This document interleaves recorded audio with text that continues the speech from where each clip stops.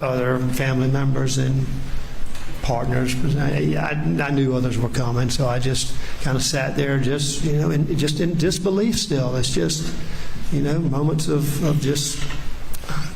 Was the door to the house unlocked? Do you remember? Chili paid. That's a good question. I don't remember. It It either was unlocked or I had the code, because there was a keypad on a side door. But I can't tell you which door I went in. I don't know.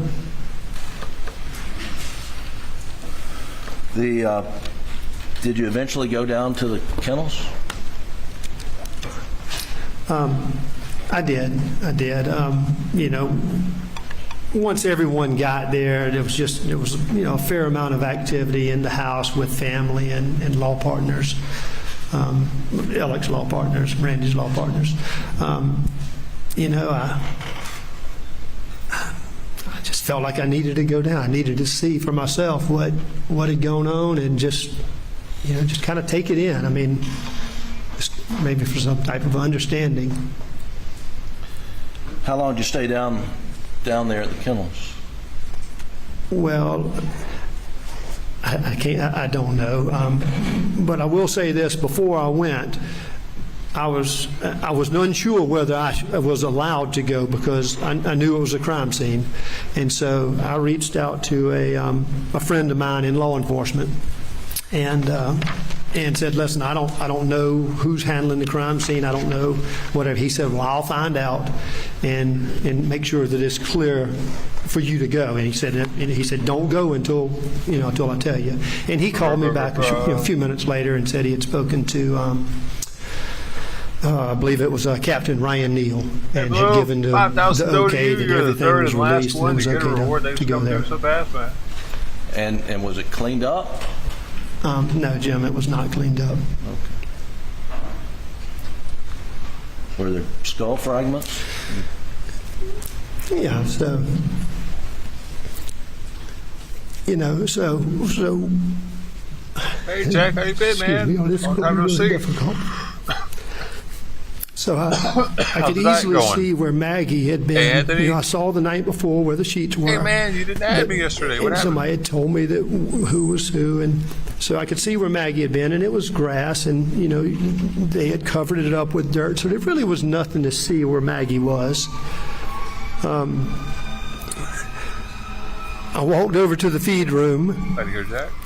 And y'all heard the description. Dude's definitely Y'all guilty. saw Stop it. trolling. I've never seen pictures, and I've told them before coming to this court that I was not going to see pictures.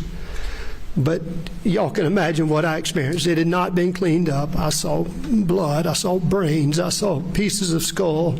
And when I say brains, it could just be tissue. I don't know what I was seeing. It was terrible.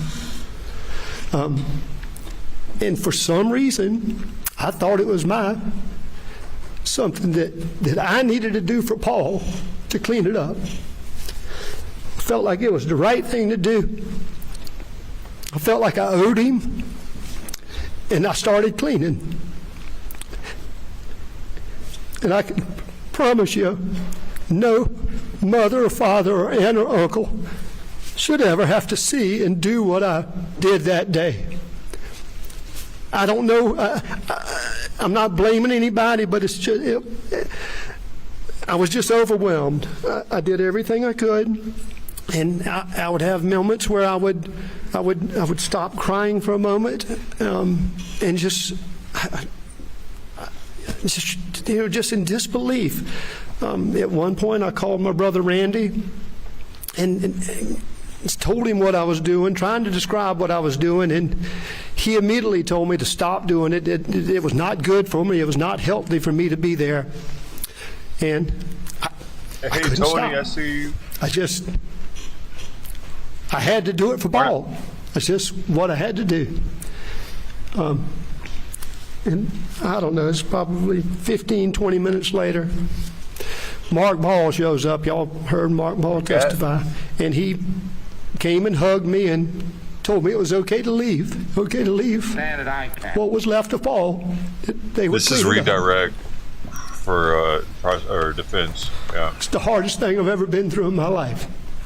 Yes, sir. redirect? Is that what it's called? Where they bring in extra witnesses after What'd you the do next? prosecution You know, is arrested? Mark basically got me. I'm sure I was just a basket case, but he got me back to the house and, you know, got me back around family and, you know, just got back to, you know, the support of others that were there. And you know, there were a lot of people at the house at that point. Do you remember when you got back to the house, at some point in time, people raising questions or bringing up the fact that Maggie's phone had not been located?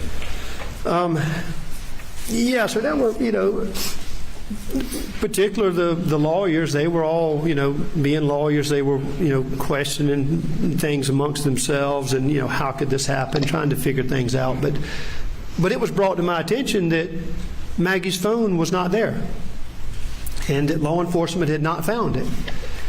And I can't say that, in fact, I can probably say that I didn't think of it because I'm not a big phone user or a big app user or whatnot. But somebody brought to my attention and says, listen, if Buster or Alec, if they have an app on their phone, like Find My Phone or Find My Friends or an app like that, they said you very likely can find out where the phone is if the battery's not dead. And so I went to Buster and sure enough, I said, Buster, do you have this one of these apps like they're talking about? And he said, yeah, sure I do. I said, well, open it up. He opened it up and he handed me the phone and I see Maggie's name and I press it where, you know, to activate it, and it pings Maggie's phone just out front of the property.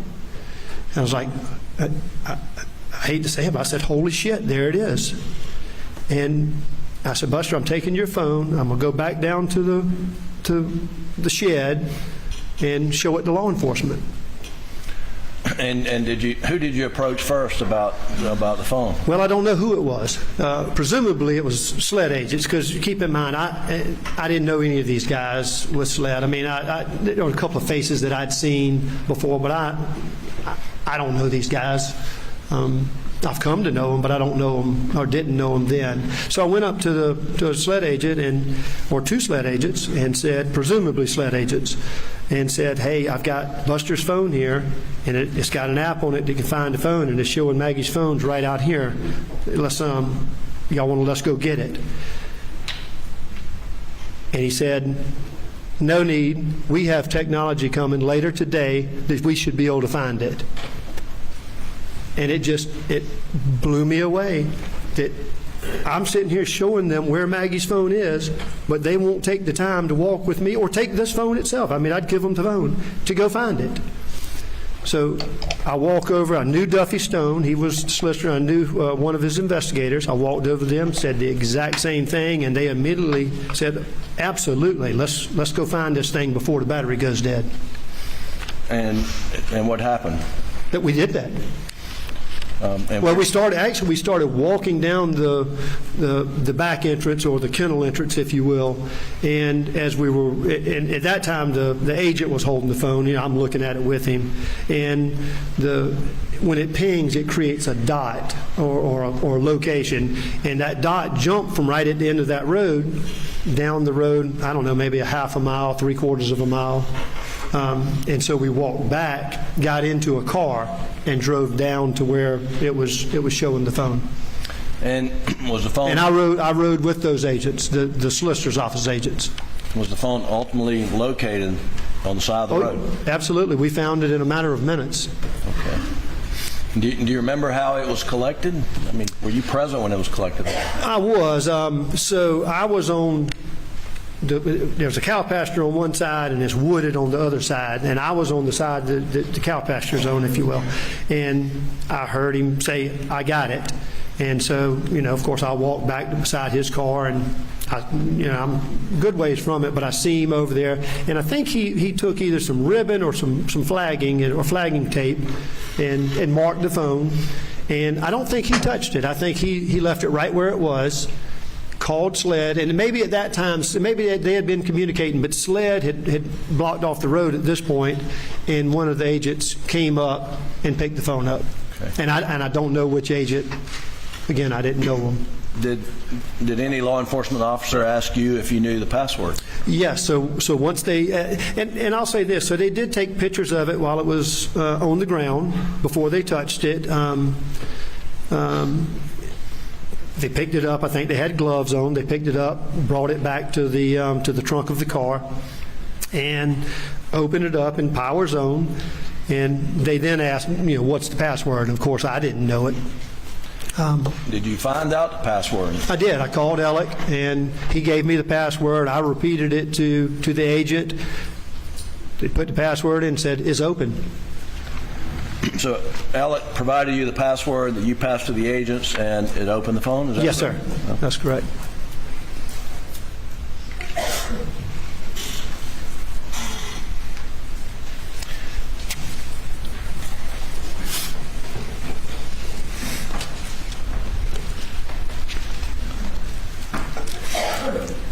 John Marvin, were you aware of a news release that was issued that morning, Tuesday, June 8th, that the public had no need to be alarmed or concerned for their safety? Yes, sir.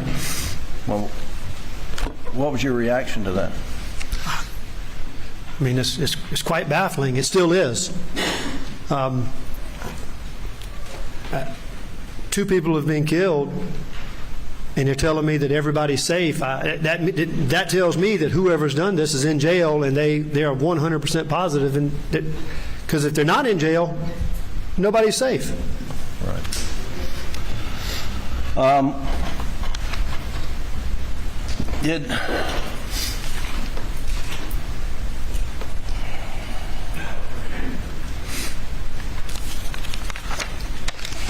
Did you go back to the residence at Moselle after finding the phone? Did you go back up to the house?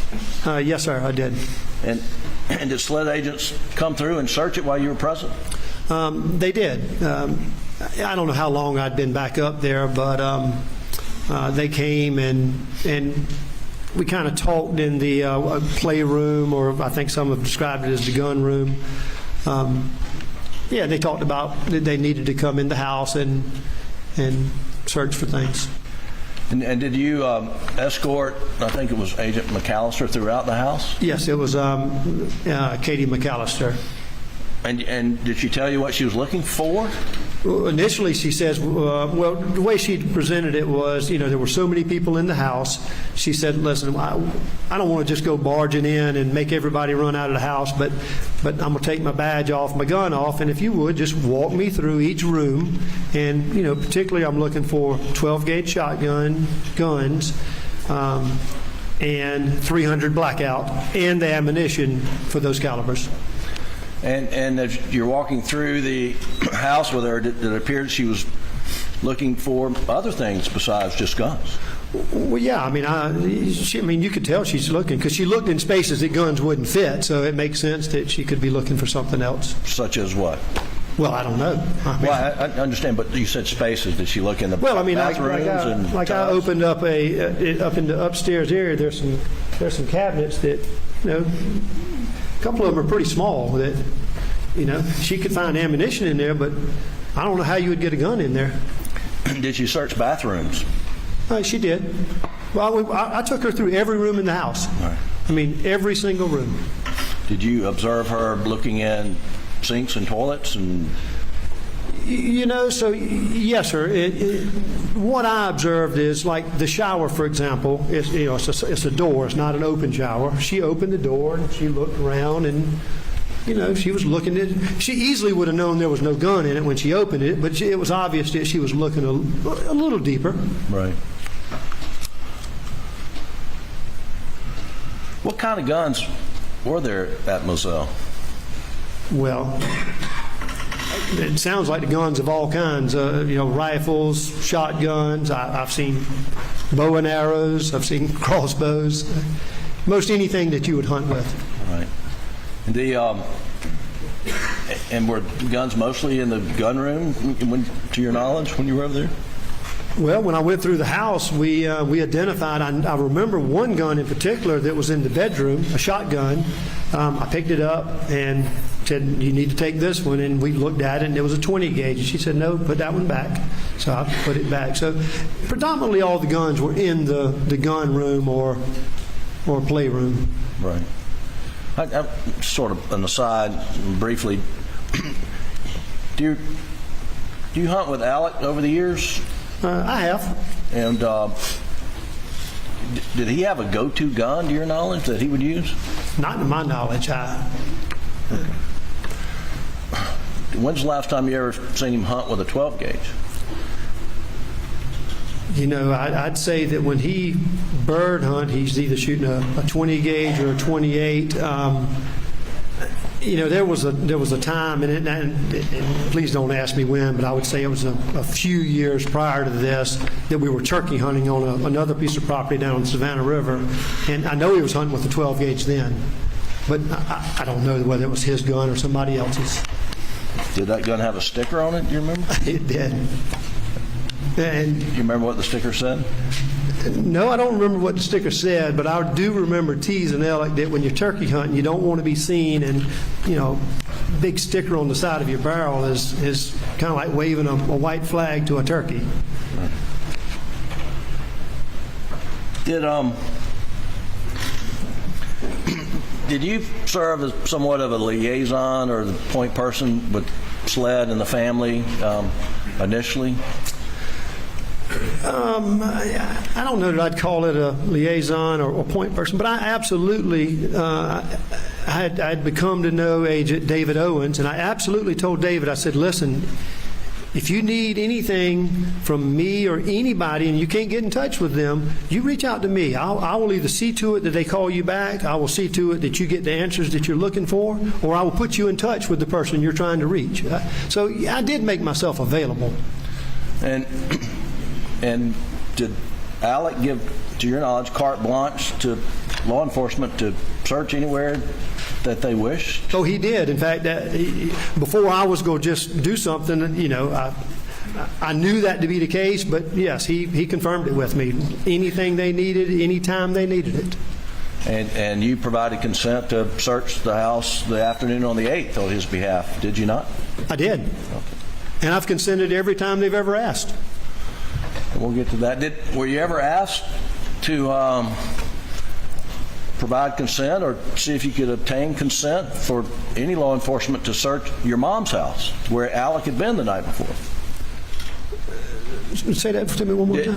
Did any law enforcement ask you to consent or obtain consent so that law enforcement could search Alameda, and I'm talking about on the 8th, because Alec had just been there the night before?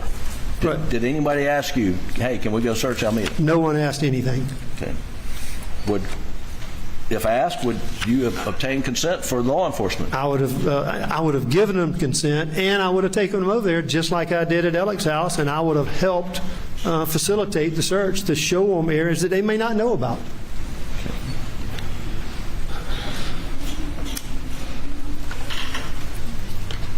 Do you remember law enforcement, SLED agents coming to your Greenfield property on June the 10th?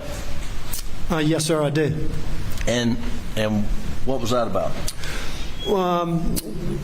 I assume they coordinated it with Alec or Randy. You know what? I'm not sure who they coordinated it with, but yes, my understanding is they were coming to interview me, Randy, Alec, Buster.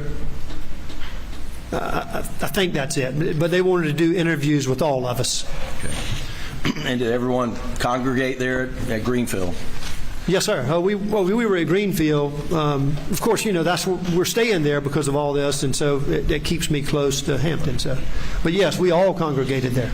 And when the agents arrived, did they come inside and sit down and talk with each of you, or how did that work? No, sir. I offered them to come inside. It was, as you can imagine, it was hot. I said come in and, you know, offered them a drink of water, whatever, just being polite. And they said, no, you know, we would like to go ahead and start our interviews. And where did the interviews take place? In their cars. And were they all done at simultaneously? Yes, sir. And how many sled agent cars were out there? Do you remember? Well, there was one for each person they were interviewing, and I would go ahead and guess that there were probably 2 or 3 more. And I'm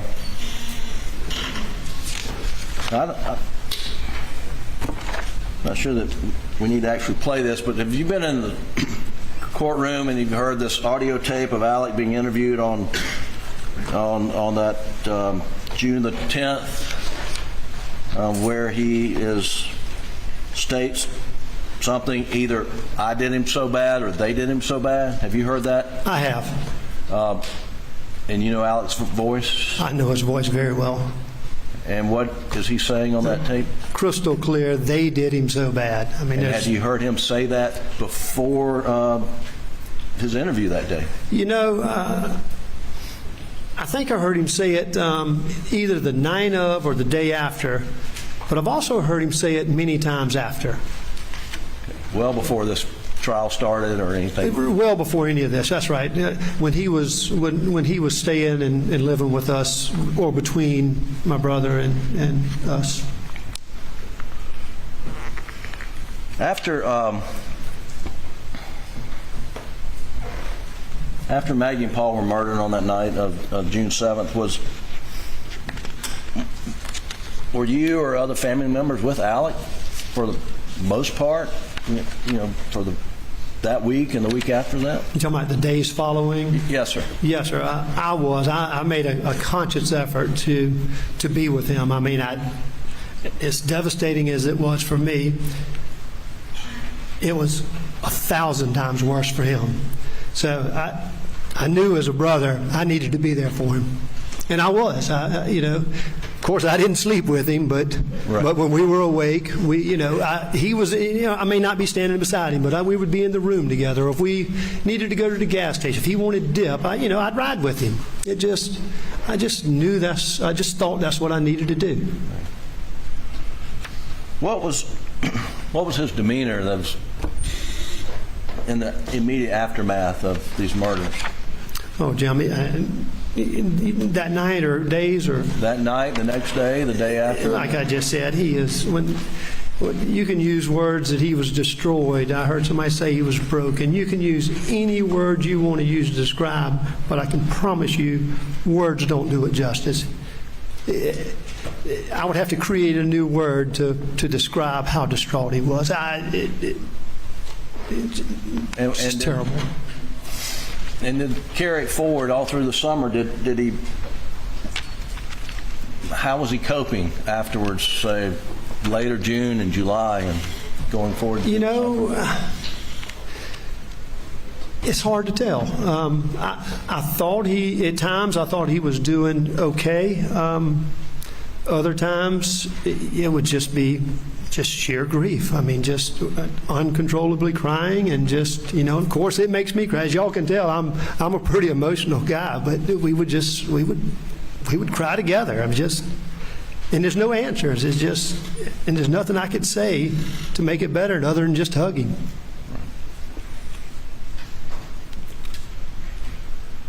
Did he start losing weight? Oh, yes, sir. Absolutely. Was he eating? Sleeping? He was pretty heavy going into this. Right. And he lost a good bit of weight. I don't know how many pounds, but it became very obvious in a fairly short period of time he lost weight. Right.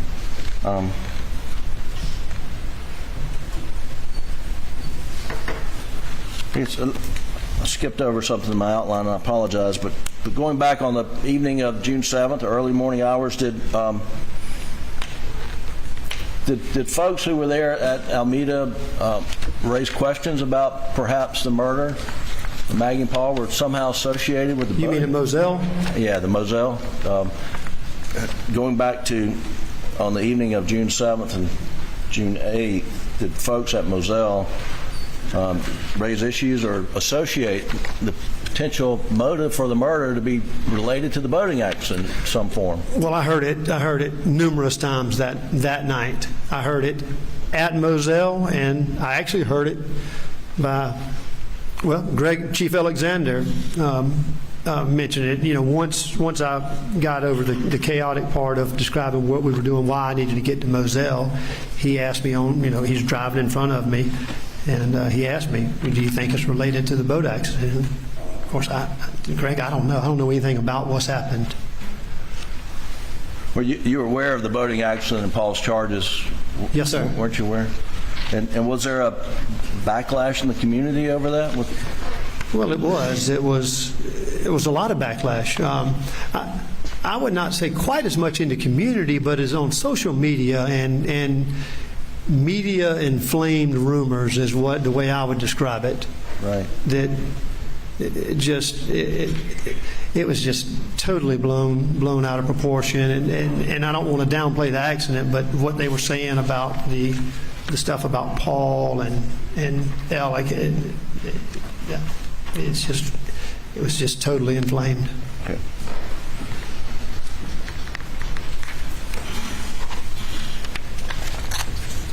And you asked about the boating accident. So I told y'all that I called Michael Paul, my friend, to make sure I could go to the crime scene the next morning. Well, Michael Paul is one of my best friends, if not my best friend.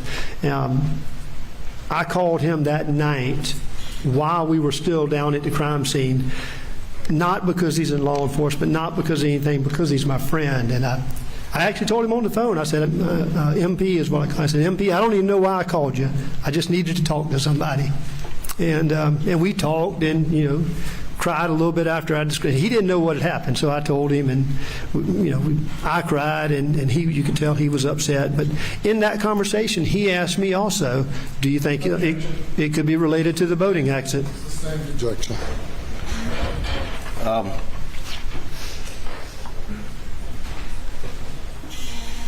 Switching gears a little bit, John Marvin, when talk to you about visiting at your mom's house, your mom and dad's house. There's let's talk.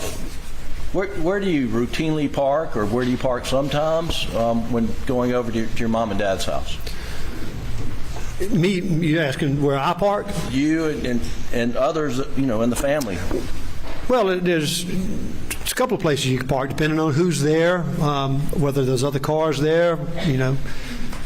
You can either park at what you call the carport, and there's a big dirt area beside it. You can park there, walk up to the side door, or you can pull around to the back corner, park there. We all use both spots. I'm going to pull up and look at it on your screen. As a matter of fact, I told you it's my mom's birthday. I went there yesterday. I pulled right into the back of the house, but I didn't turn around. I circled the house. Okay. So there's. So I'm going to pull up State's Exhibit 524. It's in evidence, Doug, and go to slide 38. And this is the GPS OnStar data.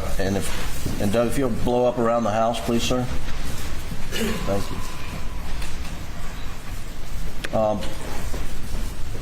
Mr. Murdaugh, this is your mom's house, and this is GPS data from the night of June the 7th. Do you see that the red line there? Yeah, it's pretty blurry on my screen. I don't know about y'all's. Well, you want to back it out a little bit, Doug? All right, just. Is that better? Well, yes, it's still blurry, but I can see. Where is that in relation to your mom's house? You're talking about the right there where the arrow's pointing? Yes, sir. That is at the back corner of the house. Okay. That would be exactly where I parked yesterday. All right. And if you'll pull up, Doug, Exhibit 136.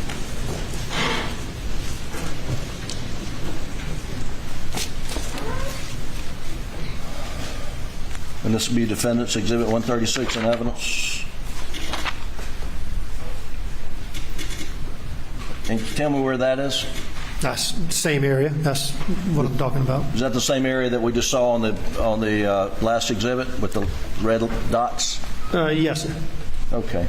Generally speaking, I mean, it's such a wide open area, so when you pull up, you're not like pulling into the exact same spot each time to where you're creating a road or whatnot. It's just a nice grassy area. You pull up, go up to the back door, and you're right there at the back of the house. And why do you go to the back of the house? That's when my dad was alive.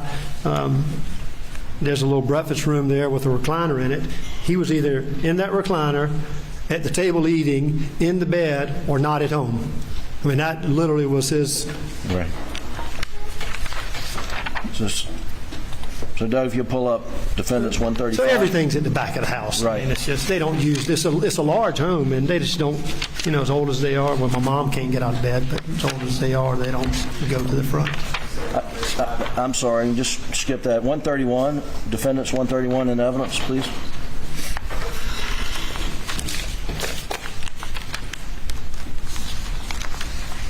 Again, is this sort of the same area photographed from a different direction? Yes, sir. Now, what's that structure that we see in the background past that big oak tree? That was my dad's cookhouse, or man cave, as some people would call it. That's okay. Yeah. And how far is that from the house, roughly? I would guess 60 to 80 yards. Okay.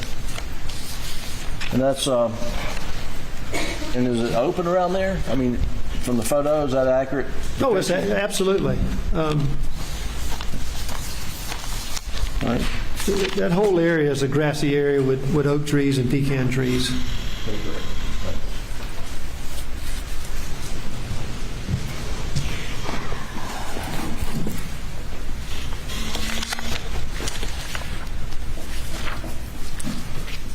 So, Marvin, I want to go to Labor Day weekend of 2021.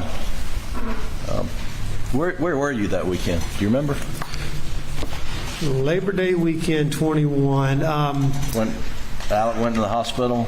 Okay, yeah. Oh, yes. So I had been out west fishing, and I came in on Saturday night. Okay. And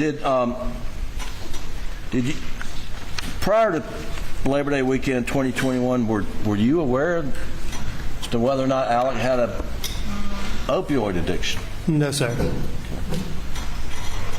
Did you transport Alec, drive Alec from the hospital in Savannah to a detox facility in Atlanta on that weekend? Or Well, I believe it would have been on that Monday.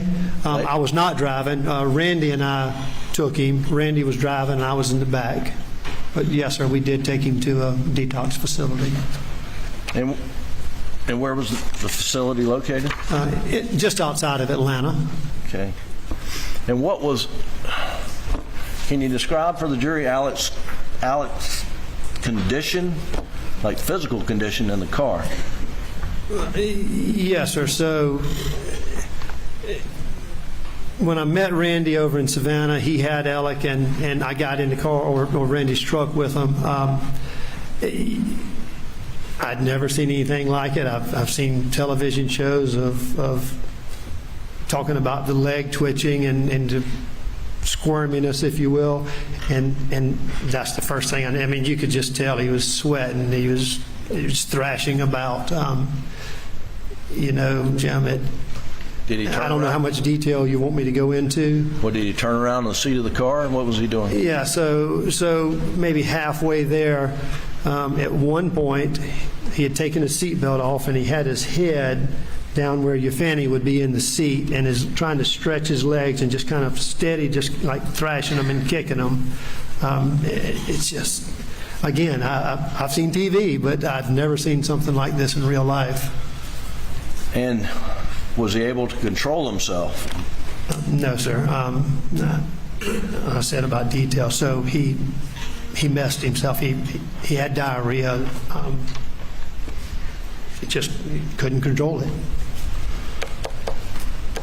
And then... and I say diarrhea, I'm not talking about at a restroom. I'm talking about in the car, in his pants. Okay. And after he spent some time in the facility in Atlanta, did you and your brother go pick him up and take him to another facility in Orlando, Florida? Yes, sir, we did. Do you remember that? Yes, sir, I did. On the drive to Orlando, do you remember anything happened that stands out to you?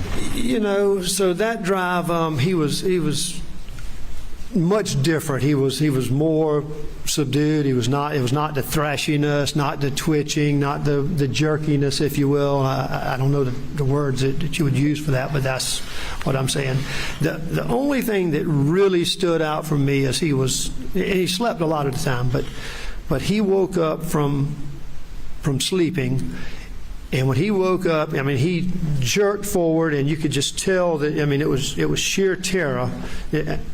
He just woke up out of a horrible dream, and I believe it was him dreaming about what he found with Paul and Maggie. Keep going a little further, Mr. Murdaugh. And sometime in September, did SLED actually come and search the house at Alameda? Yes, sir. And were you present? I was. Okay, were you informed as to what items were seized during that search?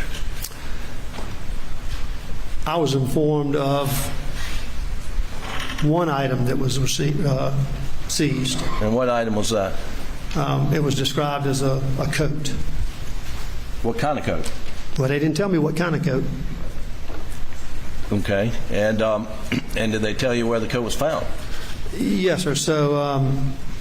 So I would assume that the searching of the house, all that was winding down. So Agent David Owens and I believe Randy was outside near us, but he may have been talking to somebody else. I'm not sure. May have been talking to another agent. I'm not sure. But David Owens, or Agent Owens, came up to me and said, we found a coat back on the property. Do you know anything about it? And I said, well, David, I said, if you found it back on the property, I said, it's a large piece of property, some 400 something acres. I said, my dad rides this Kubota side by side. It's probably his. And I said, and if you show it to me, I can try to identify it. And of course, he said he couldn't show it to him or wouldn't show it to me. I'm not sure what it was. Were you sometime later asked to view a photo of a blue raincoat? I was. Well, I was asked to view a raincoat and listen to an audio tape. Of the kennel? Yes, sir. Okay.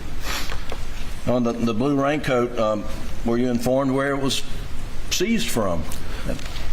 Well, I knew where it was seized from because he had already told me. But I was, in this instance, I was told that they wanted us to, or when I say us, they asked Randy, Lynn, and I to go view the coat and the tape. At this point, I knew where it had been recovered, but they said, we want you to view a coat that had been recovered out of a closet. And was that different from what you were led to believe when you... Oh, absolutely. Had you ever... Did they ever anybody provide an explanation about why you were giving two different locations where the coat was found? To this day, no one's told me that. The photo of the coat that they showed you, had you ever seen that raincoat before? No, sir. And was it the blue raincoat that... Well, it certainly looked similar to the one. I saw a picture. I didn't see the coat itself. But it certainly looked to be similar or the same. Had you ever seen it before? No, sir. Did you recognize what closet it came out of from photos during this trial? Well, I saw that. I think I know what closet they're referring to.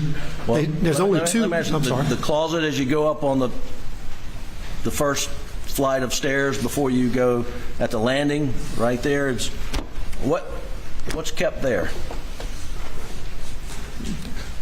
Clothing, not everyday clothing. Clothing that's more or less in storage. Junk. Right.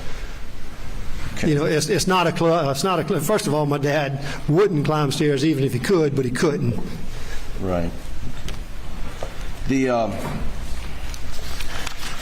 There's some testimony that there's GSR on that raincoat.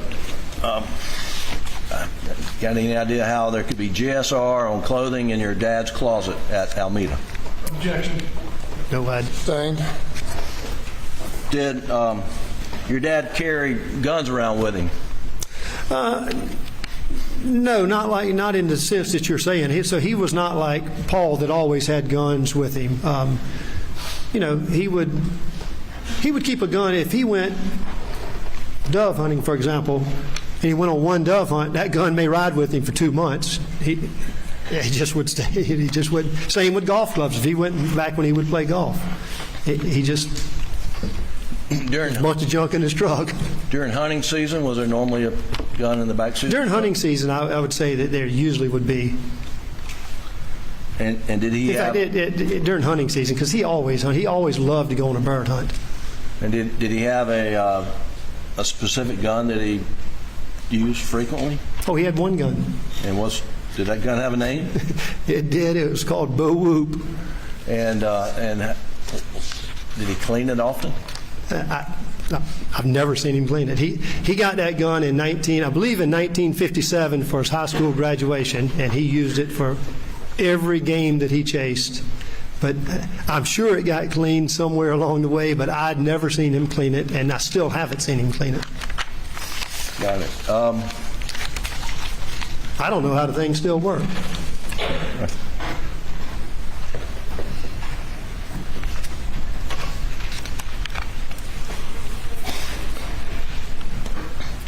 Along the way, have you been receiving updates from SLED on their investigation into Maggie and Paul's murder?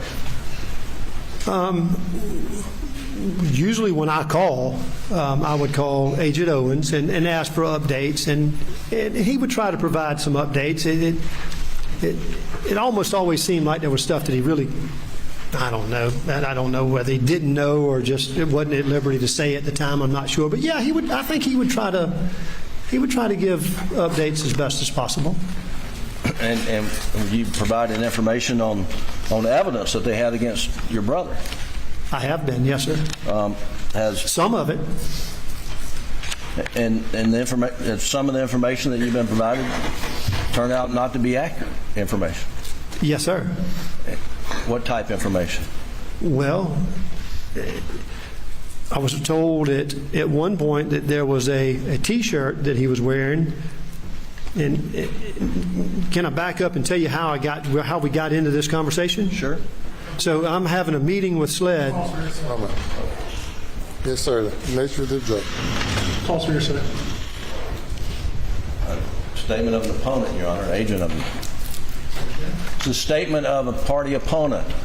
Party opponent. Agent of the party opponent. It's a SLED Agent agent. of Yes, the sir. party opponent. Correct. Yes, sir. All right, ladies and gentlemen, we have you take a break now. Please do not discuss the case. Fucking course, these motherfuckers leave right when I want to get something to eat. Jesus Christ. Fuck it. Listen to Eagles.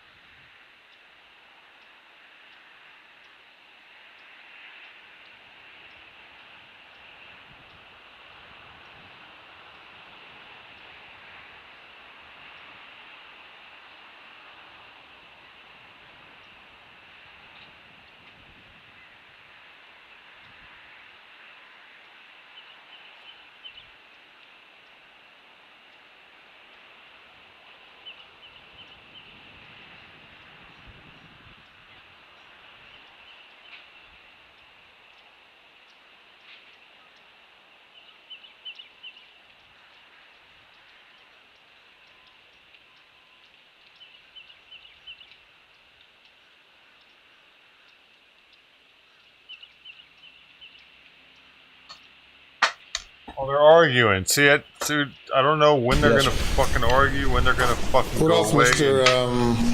Fucking law and crime's gonna come telling us their bullshit. I'd also object for the relevance as well. I'm getting chicken nuggets, Because the vegetable state has style, offered the shirt and evidence. fake ones. And the defense is attempting Still to doesn't kind of advertise being backdoor it. fortunate more, man. And it simply doesn't go to any issue, anything that's issued in this He's trial. already testified to the shirt. Well, to the shirt. but 6 he's- years of it or He's trying to whatever. get evidence, and maybe we need to proffer it to see exactly what he would say, but my assumption was that he was going to start talking about a report by Mr. Bevel, which we've talked about several times in this case, and I'd object to the relevance and to, particularly with Mr. Murdaugh bringing it up.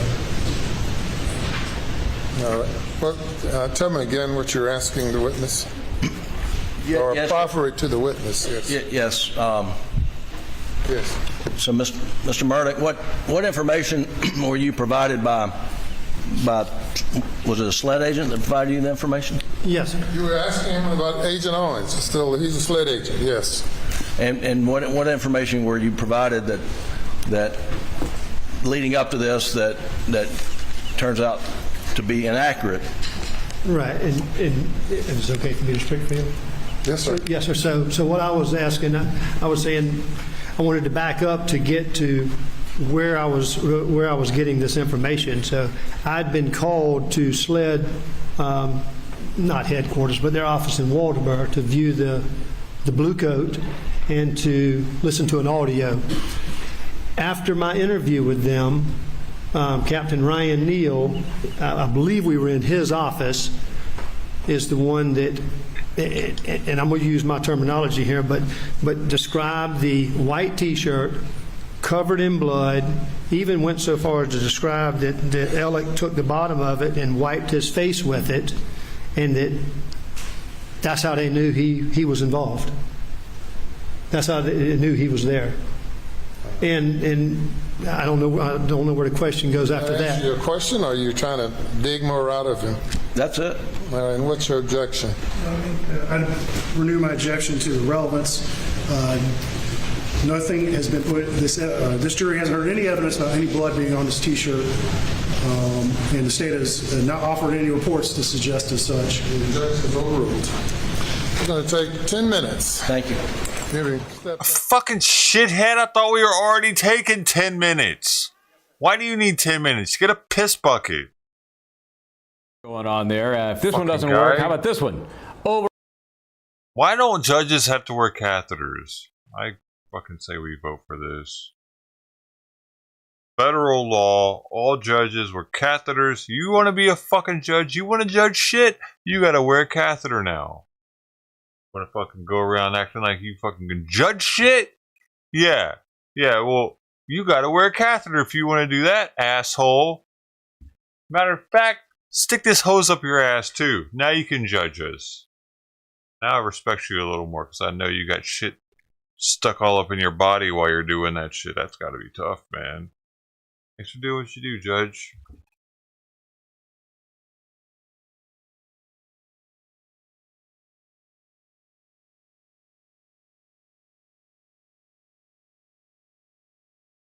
Otherwise, they were just slimy lawyers, just like all these other ones.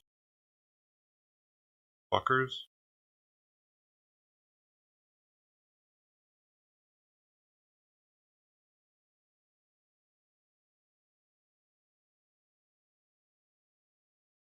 Matter of fact, the lawyers get catheters too. You want to be a lawyer? You gotta wear a catheter.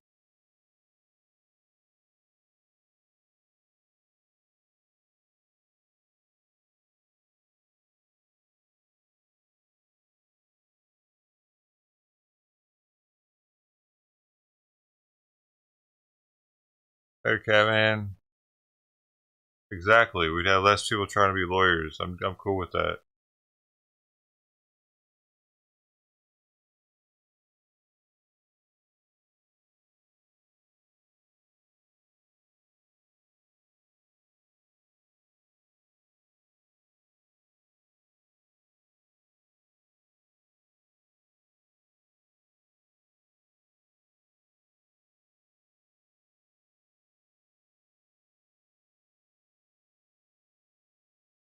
certain things in their blood, where could they go to get those testing codes, or where can they go to find out how they get those tests?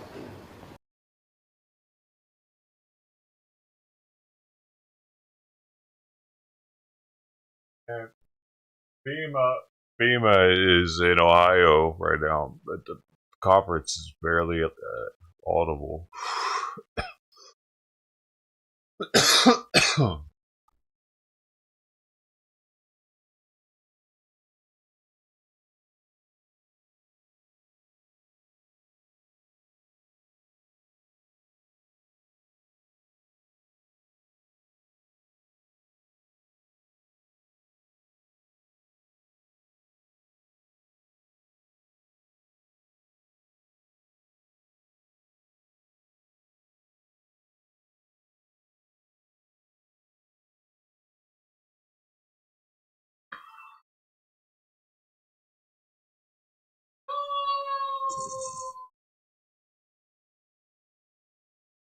Biden and Harris remarks at Black History Month reception.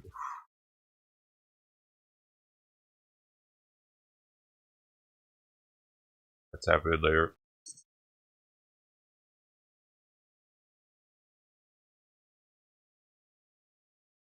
Did you know there are less white people in the world? There are people that aren't white.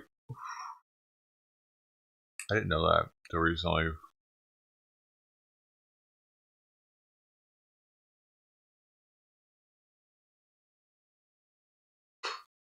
And I could kind of see why some people don't want cross, like they don't like to see people like white people with another race. I can almost see white supremacist views in how that erases our race by doing that.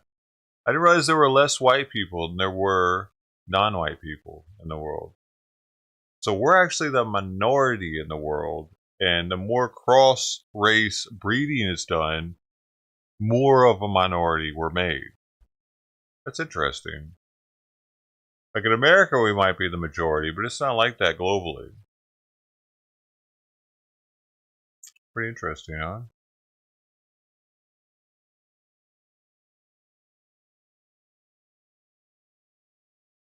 Bacon. Yeah, we're having a fresh bowl.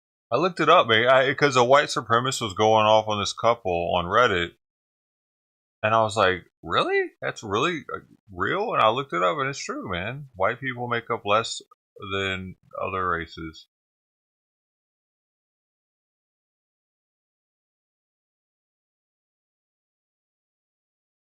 White people are actually going extinct over time, aren't we?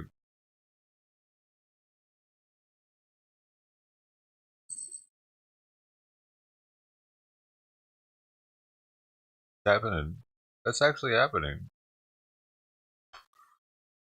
Because more and more people are accepting of cross-race marriages and stuff.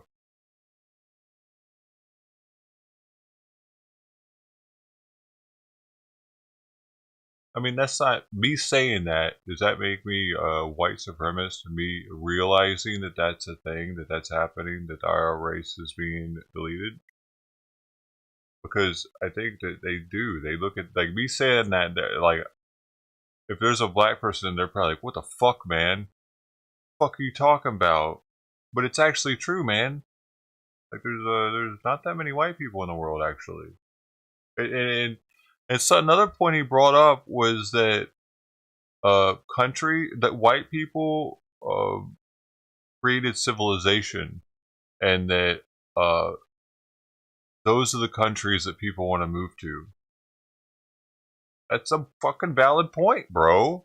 Actually, those are the countries people want to move to because they're considered safer and more civilized, and they have more stuff. So if you want to call that white supremacist, fuck you.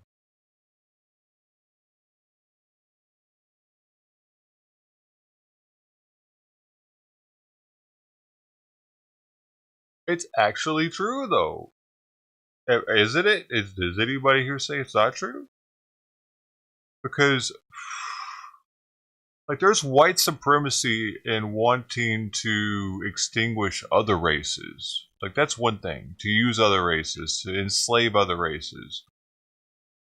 But to see how we're being extinguished over time by race mixing, it's kind of trippy. Like, what? I mean, would they want that to happen in their culture? If they were the minority of the world?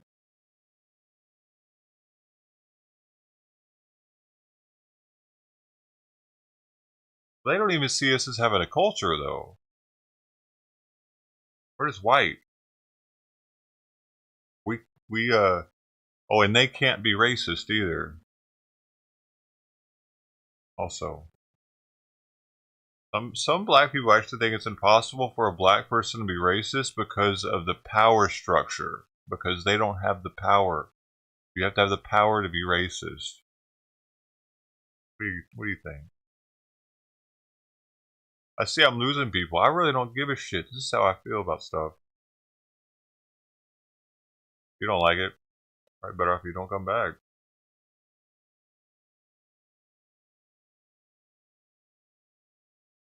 Murder? What? What do you say murder? What does that mean? Murder per capita is far and away highest in the USA. What does that mean? But who's it done by? Black or white people? Per capita. Like, what are you saying? Yeah, who just got a strike, dude? What the fuck? Venice Beach camera just got a... Oh, it's suspended probably because of music. Stream suspended for policy violations.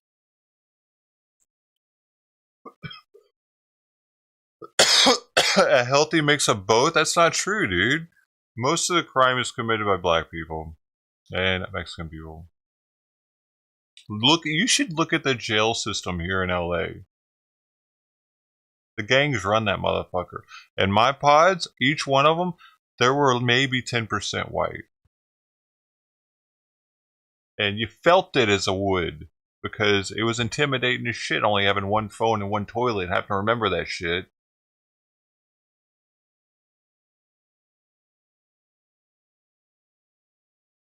And it's not just like that in LA. I've been locked up elsewhere, dude. And you gotta be in a pretty fucking ritzy area for it to be mostly white up in the jail. And I've been locked up all over the country. I'm not bragging about it. I'm just saying I've experienced different jails, different states. Whatever. You know, I'm an idiot. That's why I stay inside.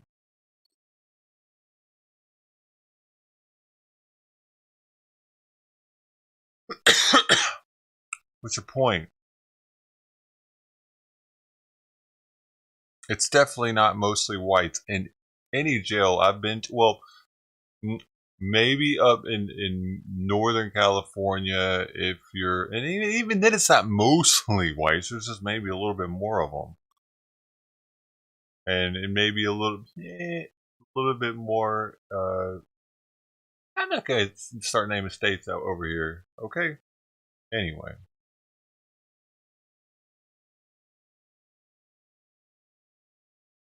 The system is corrupt, create a situation that makes the crime numbers what they are. No. Just no, dude. Maybe poverty has a lot to do with it. Specifically poverty, because when people are poverty stricken, when shit gets hot, like people do dumb shit, man. Heat and poverty breeds crime. And in a lot of these places, the people that are in poverty are people of color. And once that heat cranks up, dude, in the summer, that's when people start dying. Because they can't afford air conditioning and shit, dude. And it does something to people, you know? Here, it gets hot as fuck here. It gets hot as fucking Memphis. It gets hot in Colorado. It gets hot everywhere, pretty much, here in the United States during the summer now. Doesn't it?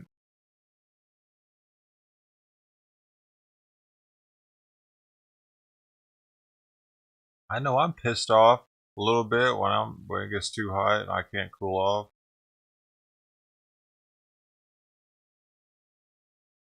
Rich people don't have that problem. Or I say rich people. To them, those people are rich, you know what I'm saying? Like, I've shown a video of this dude, he rides through hoods in Memphis. Like, they got boards up on some of their windows and shit. Like, the house next door will have cats and homeless people in it, and then you're living like next to a straight crack house, you know, it's boarded up. Like, I've never lived in a hood that was that bad, but they exist now. It's getting worse and worse.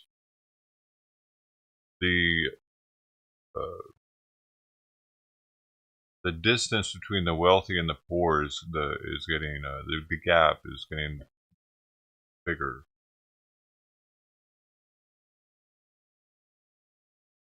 Oh man, the past has a lot to do with why black people are still as broke as they are, on average in America. You know, and the judicial system being a revolving door for black people definitely helped to keep their fathers away, which helped to keep the cycle going because they didn't have a father figure. The mom had to work her ass off, so she wasn't home. So they're out running the streets doing whatever they want. I get all that too, dude. But how do you stop that? How do you, like, what do you do? Reparations, what do you give everyone, $100,000, get them out of the hood somehow? So they can pay their houses off? What is it? Because they think that's the answer, right? Reparations, they just need money and it'll be all be taken care of. I was locked up in Japan for weed in '82, Navy brig. Oh shit, really? Something happened in my ass this morning, okay? In case anybody's wondering, I'm so fucking fidgety today. Okay, I'm just gonna be gross as fuck with it. I heard a little bit this morning, okay, for the first time in a while after getting the bands, and there was blood. So I'm thinking like one of them like did its thing or something. I don't really know, but it feels kind of weird again. I'm not used to it. It's like it kind of like something's different. It must have. It must have. It's, I don't know. Whee! So I got one more to go, maybe, possibly, of that.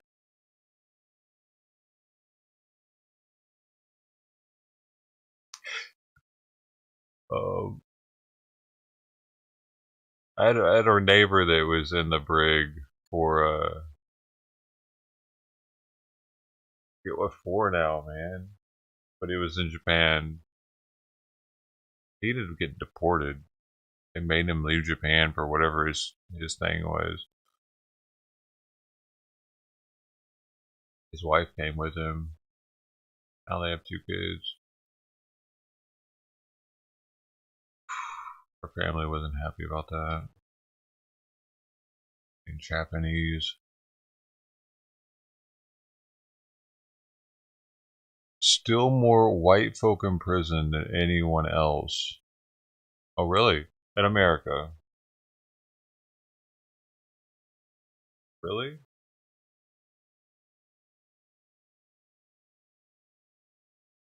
Well, that would make sense. That would definitely make sense because, I mean, I did say per capita too. Because there's way more white people in the country, dude. But if you put the numbers, if you do the percentages, there's, you know what I mean? It ain't right. The ratio ain't, it's not correlating correct. There's more of the other ones, man. What the fuck? More of the other ones. There's more of the other ones. And what do you have to say about the civilization, though? Did white people create civilization? I don't know. How light were Egyptians? There's a lot to look into all this, dude, and it's interesting nonetheless. I'm not trying to be all white supremacist with it, it's just interesting things to look into.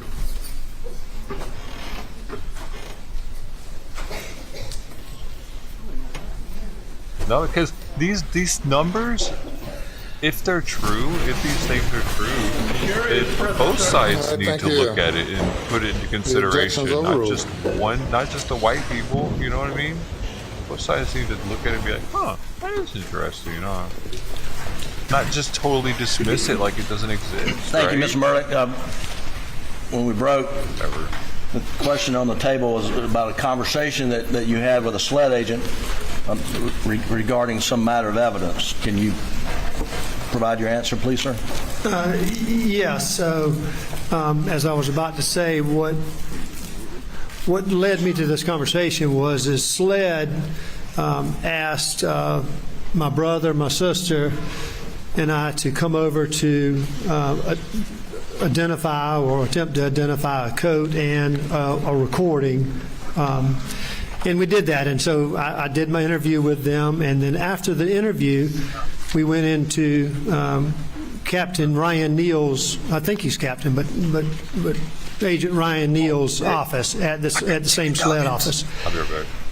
And in that office, or in his office, we were all in there. They made reference to the shirt that they said Alec was wearing. They told us that it was covered in blood.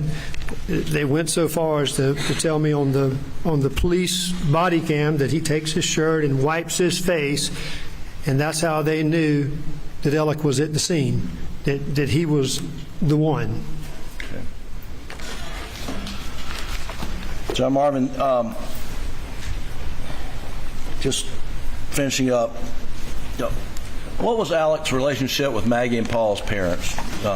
Grandma and Papa T, as we've heard. Grandma and Papa T, that's great. They had a great relationship. Alec and Papa T played golf together regularly. I mean, it's just a really good father-in-law, son-in-law relationship, and mother-in-law. And have you, They would travel together, vacation together with different places. and have you stayed in contact with them as best you could? Yes, sir. Okay. We communicate. And just Now, briefly, Papa T has taken ill and is homebound now.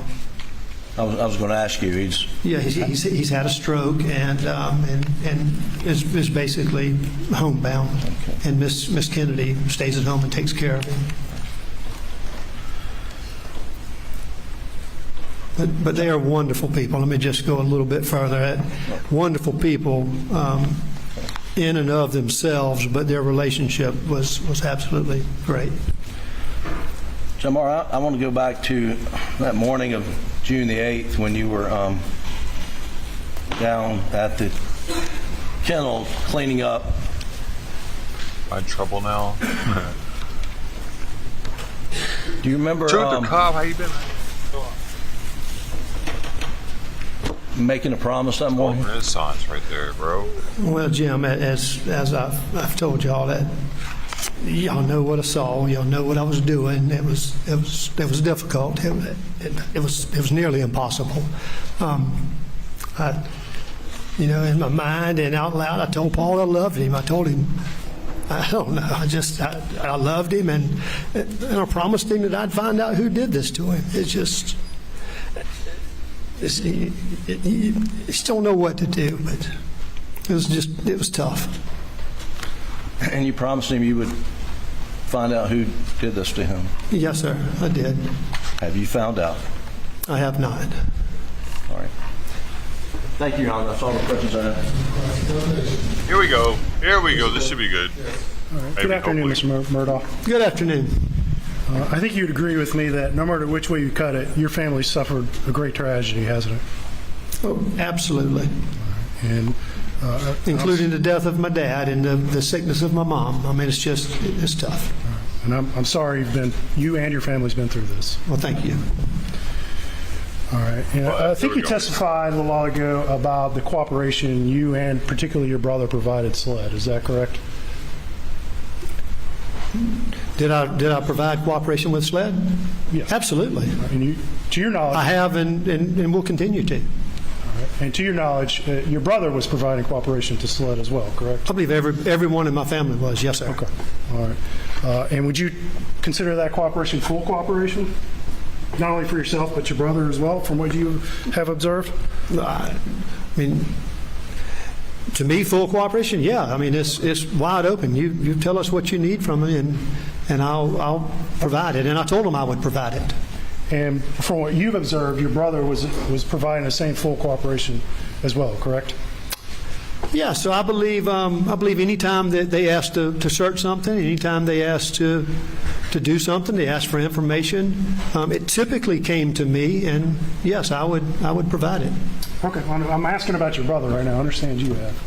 But to your knowledge, did your brother provide full cooperation? Or did he tell you he was providing full cooperation? Well, he didn't tell me, but Okay. but it appeared to be obvious that by him giving them access to anything they asked for, that he was. Okay.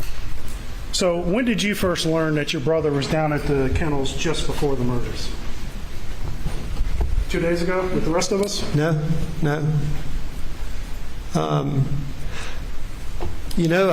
So obviously, I went for an interview with SLED, the one I told you about, where we talked about the shirt, talked about the blood, all that. That was the reason for me being there, was to hear that audio.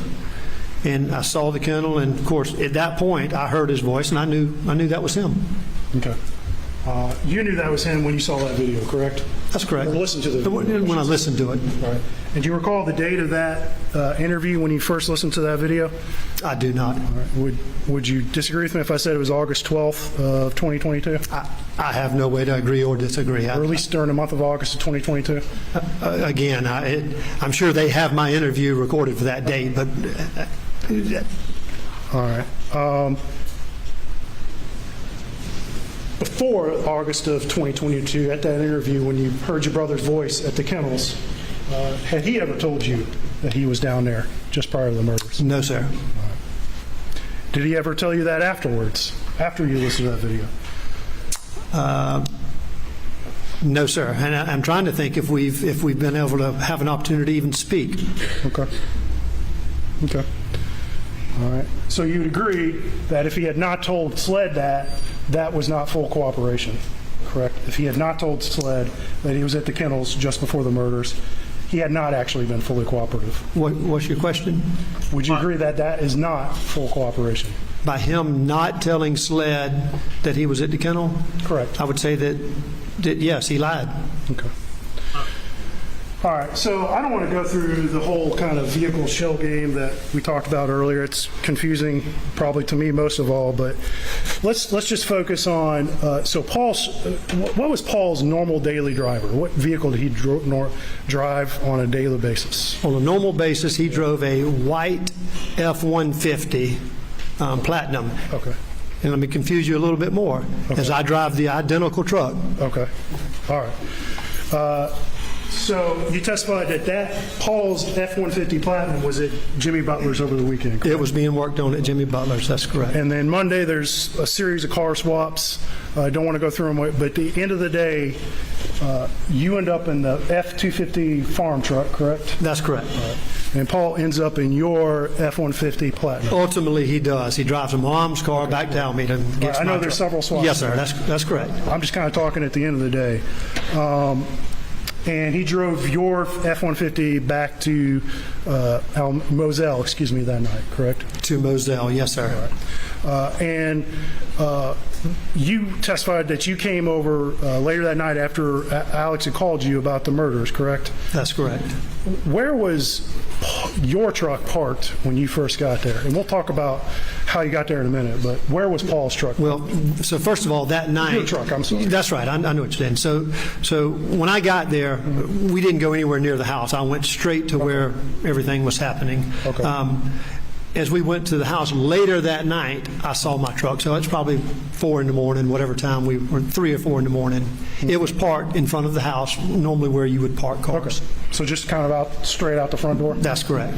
And the keys that Paul had been using, do you recall were they left in the truck or have any recollection of where those keys might have ended up? Well, they were sitting in the ignition. I mean, same place I always leave them. Okay.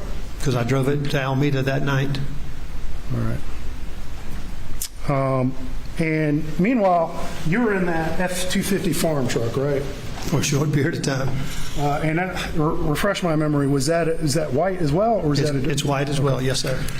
And it's broke down on you on the way to Moselle, correct? That is correct, on Highway 63. All right. And you left it on the side of the road, correct? I did. Okay. And I think, did you call Chief Alexander at that point, or? Well, we were riding, we were driving separate cars, but together. Okay. And so at that point, he had gotten in front of me, and I had to call him to tell him to turn around. Okay. And he came back and picked you up? Came back, and I jumped in his car. You Or left the truck or truck whatever, there? it was Suburban. I'm sorry, I'm trying not to talk over you, my apologies. And you left the F-250 there on the side of the road? I did. Okay. All right. And rode with Chief Alexander to the property? That's correct. And were you aware that your brother Alex had loaned Chief Alexander money at several points over the past couple of years? I was not. All right. And you testified that you learned of your brother's opioid addiction the weekend of Labor Day of 2021. Is that correct? Well, that's when it started coming out, yes, sir. Okay. So did you have any idea that he had a opioid or drug problem prior to that? Prior to that, I did not. Okay. So from your observations of him on a daily basis, he seemed to be sober at most times, or not under the influence of any?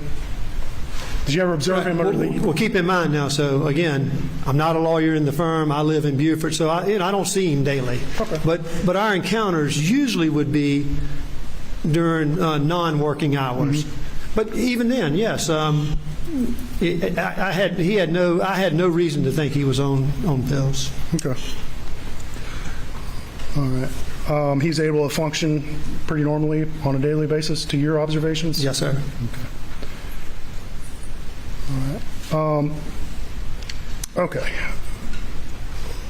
So let's talk about the morning of June 8th. You said that you were the first person over to the house at Moselle that morning. Did I understand that That's correctly? correct. And you were the first person inside the house at that point? That's correct. Okay. And so, do you recall when Blanca Simpson got there? I don't.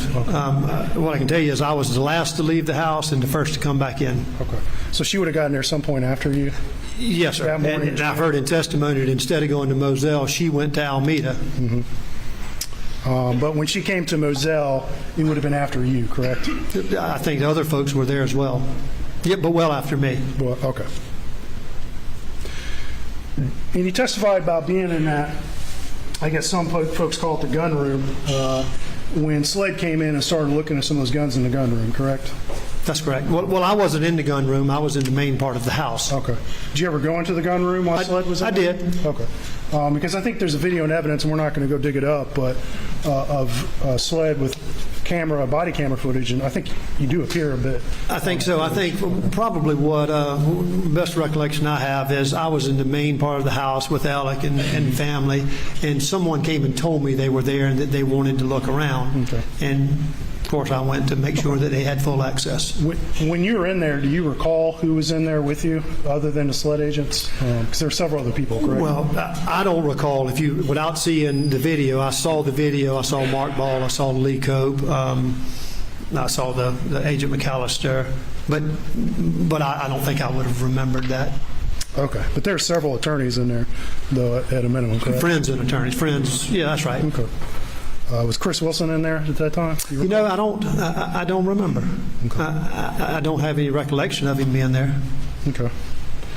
All right. And then let's go to June 10th when SLED came over to, I believe it was Greenfield where they came? That's correct. To interview. It was you, Buster, Randy, Alex. I guess that's 4, right? Is that all who were interviewed that day, to your recollection? Randy, me, Alec, and Buster. That's correct. Okay. I think you testified that they didn't want to come inside. Is that what you testified to? Well, I don't think they didn't not want to come inside because of any particular reason. I just think they wanted to get about their business. So you don't recall? I offered for them. I offered to come in, use the restroom, anything of that nature, drink water, anything like that, but they did not. You don't recall Lieutenant Gint coming in and introduce himself? Inside the lodge? Mm-hmm. I do not. Okay. All right. And you've either been interviewed or sat in several interviews by SLED over the last few years, correct? I've been in a few, yes, sir. And I'm going to direct your attention to October 12th of 2010. Let me make sure I have that date correct. Or excuse me, not 2010. That would have been 2021. And I believe SLED came to your house that day. Do you recall that? I do recall SLED coming to my house. Okay. I can't tell you that's the date, but they certainly came. This would have been the day that they interviewed both Buster and your wife that day. Does that help you out? It does. I remember them coming. It was Jeff, Agent Croft, and I believe Agent Ryan Kelly. Okay.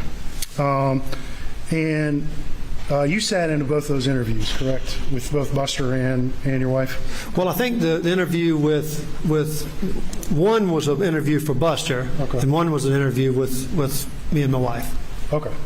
All right. So you That's the way I thought it was. Okay. I didn't think it was 3 interviews. All right. And you recall during that October 12th interview the subject of this blue jacket coming up with Buster? Specifically, I'm talking about the one with Buster. The conversation at my house? Yes. I do not recall it coming up. So you don't recall SLED bringing up, asking Buster about a blue jacket on October 12th of 2020? I do not recall that. So you don't recall his response? I don't recall him bringing up a jacket. Okay. Do you recall Buster responding that he did not recognize the blue jacket that was presented to him? I don't recall a blue jacket being discussed. Okay. And I think you also looked at it, and you don't recall. They did not show me a blue jacket. There was no blue jacket discussion in that interview, to my knowledge. Okay. Let's see. One big court's in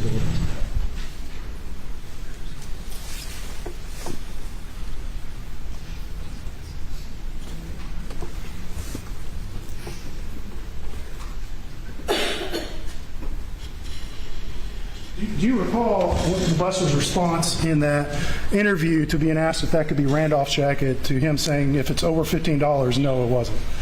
Objection, Your Honor. Hearsay what Buster said.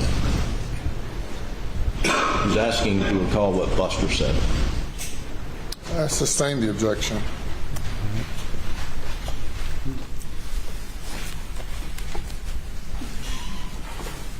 And then you agreed with what Buster said right afterwards.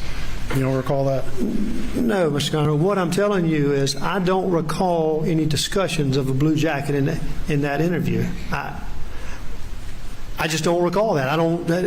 So you asking me that, I'm just telling you I don't know of any discussions about a jacket in that interview. Okay. All right. You testified about driving up to rehab, I think that Monday after Labor Day, or excuse me, detox, correct? With It your was brother. detox, that's correct. And you said your brother kind of woke up startling as if from a dream. Is that what you testified to? No, sir. Okay. I said that when I was driving, or Randy and I were driving him from detox to the rehab facility down, and that was down in Orlando, Florida, is when that happened. All right. And you said, and again, I want to make this as clear as we can. You said you thought that he was waking up in response to a dream about the night of June 7th. Did I understand that correctly? That is the way that's what it appeared to be to me. And that's, of course, I can't tell you what he was dreaming, but that's certainly what it appeared to me. So you're not saying that because he said that, right? That's right. He didn't wake up and say that. It was just such a startling, just the way he woke up out of his sleep. It was just so startling. It was fear. And it took him several seconds to realize that whatever he just saw was not real, or he was not living it. Okay. You testified about the day of June 7th and the taking your dad to the hospital, him getting admitted, correct? I did. And that you and your brother Randy were sending out multiple group texts about your dad's status. Is that correct? Well, I sent a text, and I believe Randy sent one as well. Okay. And along with phone calls. I know Randy and I discussed it on the phone as well. And if I understood your testimony correctly, and you said that June 7th is actually kind of a hopeful day. Is that based off of what the doctors were saying? Well, yes, based on all the bad news that he's been receiving, it was one little piece of hope that, you know, certainly if the doctor would have said at that point, you know, you're going home on hospice tomorrow, it would have been, that would be the worst case. But him saying that there was hope, that it was pneumonia and not the cancer, that there was some breathing treatments that may help, it gave us some hope. And you sent out at least one group text with this information, correct, to your family members, right? I know I sent one. I could have sent another, but I know there was one. Okay. And do you recall if your brother was included in that? Alex, specifically, was included? You know, I saw the record showing it, and so yes, I believe it was my family, and I think it was just our family, actually. And so there was hope, at least on the afternoon of June 7th, that your dad who had pneumonia, which could potentially be treated, and there was a little bit of hope about that, correct? Yes, sir. Okay.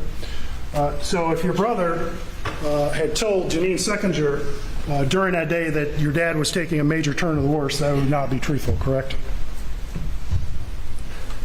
That would be correct. And the testimony I heard is he didn't say that. He didn't say what? He didn't say it was terminal or dire or whatever you're saying. Are you based off of Alex's testimony? Yes, sir. Okay. So if Janine Seckinger... Well, I can tell you this. If somebody said that day that it was terminal, one of two people was wrong, or both. Okay.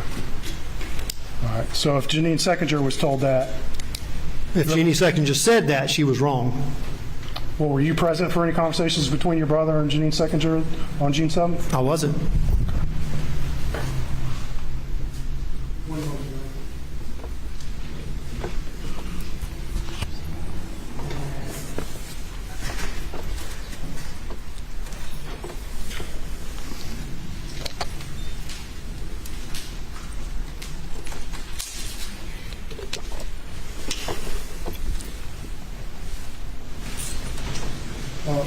One last thing, Mr. Murdaugh. Would you say that the Murdaugh name and legacy is something that's important to you and your brothers?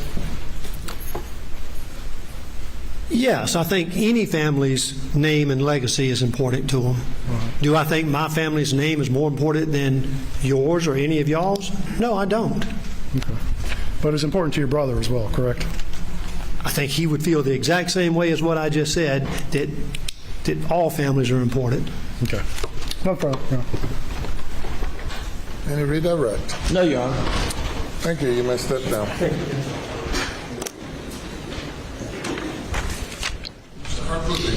Defense rests, Your Honor. All right, ladies and gentlemen, that is the defense's case. And we will excuse you for this day and have you come back at 9:30 tomorrow morning.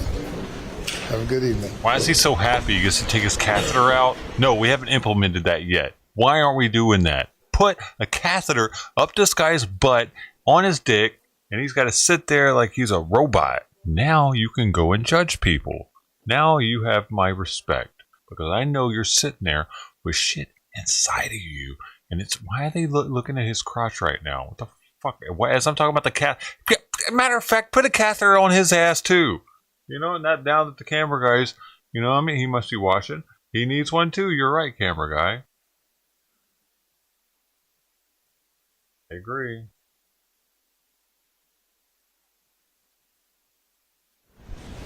Hey, Bubba. Everyone will be seated. The defense is rested. Any matters of law at this time? Your Honor, we would, defense would just renew our motion for directed verdict on the grounds previously argued at the close of the state's case. Mr. Waters. Your Honor, again, we would rely on our arguments previously made that the motion should be denied. Be happy to answer any specific issues Your Honor may have, but I would rely on our previous arguments. All right. The motion is denied based on all the reasons stated at the close of the state's case. Now, with regard to reply, what do you have, Mr. Waters? Yes, sir. We have maybe 4 witnesses, maybe 5 at this point in time. I'm hopeful that we could accomplish that in a day. Obviously, as is the nature of reply, we will, assess that tonight. But right now, I have 4 definite witnesses and perhaps a 5th that, as it stands right now, that we would have. I don't think many of them, except for one, would be very lengthy.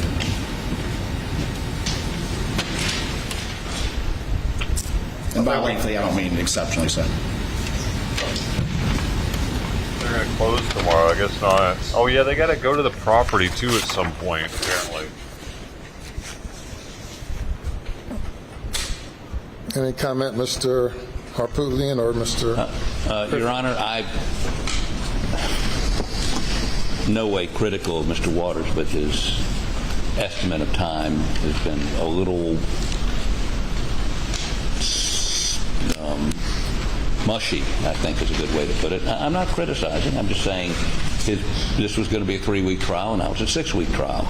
I'm just a little skeptical that we'll get it all done tomorrow. I'm just saying I'll be happy, I'll be ecstatic if it happens, but for planning purposes, perhaps maybe midday Wednesday would be a better. Pardon me?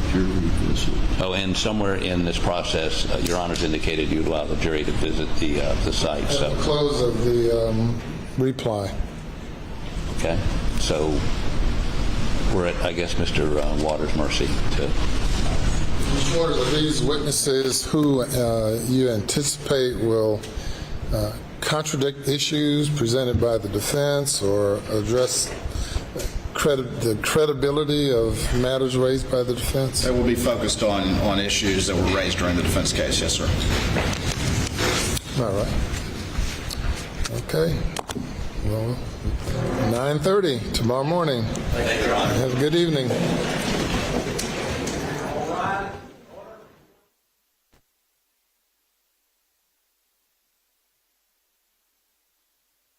Do they not have to tell them who the witnesses are or who the testimonies are going to be by before tomorrow? They don't have to already know? The defense doesn't have to, they don't get that information already? Oh. Cousin Eddie. Yeah. Oh man, I gotta put Simon's food in the water so it starts getting soaked up. He's already yelling at me.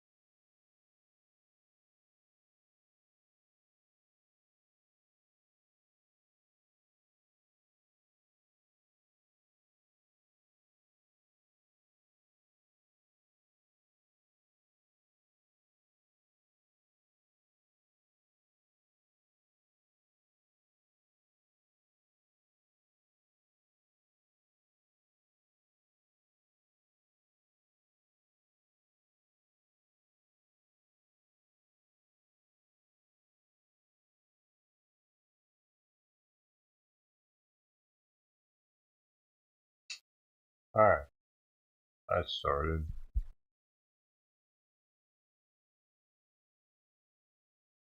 Okay, buddy.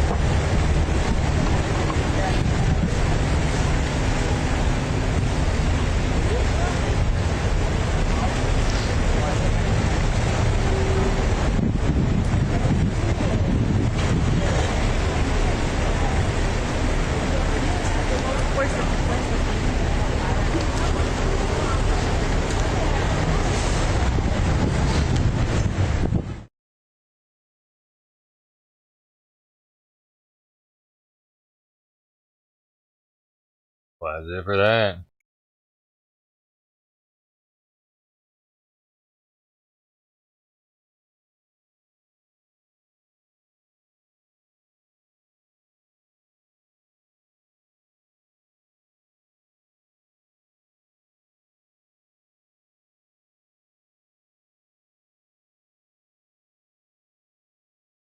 Thanks everybody for hanging out on this stream. I'm gonna go ahead and end it. I'm gonna go feed Simon. Might have some games on here later on a different stream, but he's yelling at me soon. Better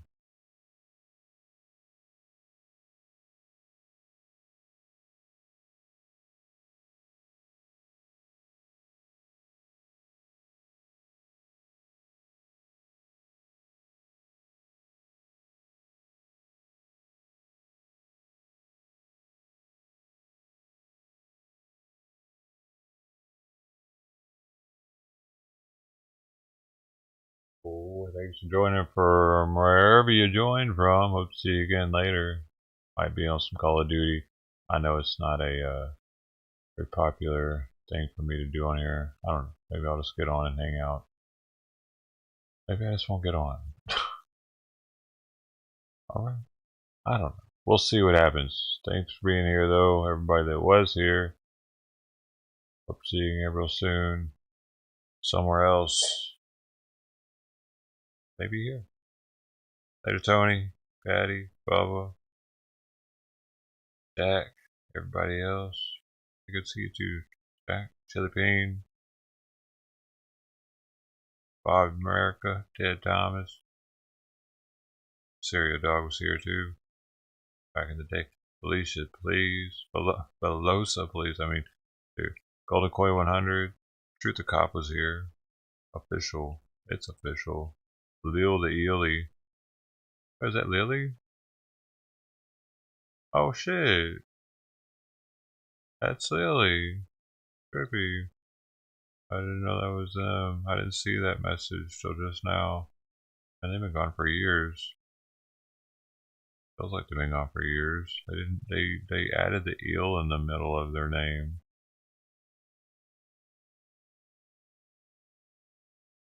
Could be. Anthony Aguero was here, dude, way back in the stream, dude. Oh. There you go.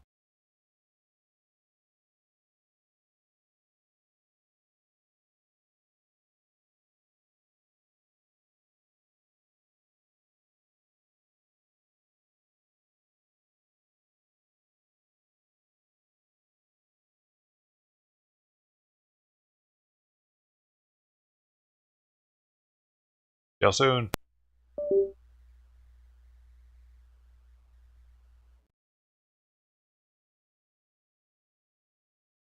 Smoke weed every day.